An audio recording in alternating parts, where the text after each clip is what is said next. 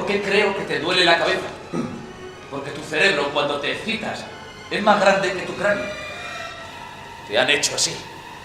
Seguro que también te duele cuando estás con una hembra. ¿Es verdad? Cuando el cerebro se excita, te duele. Es a causa de los cruces.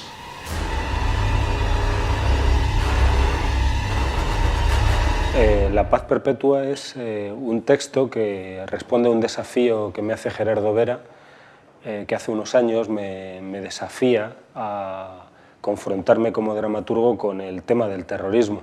Estos tres perros son un pastor alemán, un rottweiler impuro y un perro de laboratorio híbrido de distintas razas que luchan, como digo, por una plaza en unos exámenes que constarán, por un lado, de una prueba práctica, luego de un examen psicotécnico, luego de una entrevista personal y quizá de una prueba sorpresa, todas las cuales serán evaluadas por un cuarto perro, un veterano, que es un labrador y que tendrá a su lado a un ser humano que cuidará y quizá al mismo tiempo observe a los tres perros candidatos. 3 finalistas y solo un collar libre. Se va desenvolviendo una trama entre divertida, angustiosa, muy intrigante y muy impactante, que toca todos los aspectos de la vida humana, el amor, la amistad, la existencia de Dios, todo.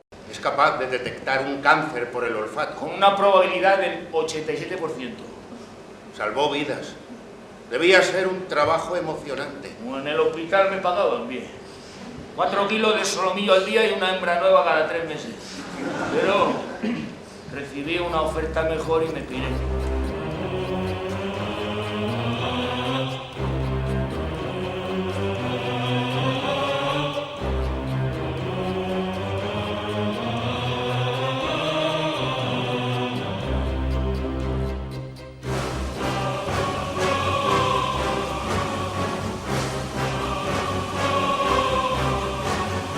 Según Pascal, conviene apostar por la casilla Dios existe.